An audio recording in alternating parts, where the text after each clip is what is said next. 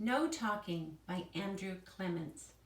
Dave's 5th grade class is called the Unshushables by their teachers because of their constant talking. When Dave reads that Gandhi didn't talk for one day each week, he's intrigued and decides to try it out himself. But he only makes it until lunch before getting into an argument with Lindsay. And they end up making a bet. 2 days of no talking. Boys against the girls. Whichever side talks less wins. Not talking, though, is harder than it seems and has all sorts of unintended consequences, including a confrontation with the principal, who has been trying to get them to stop talking for years.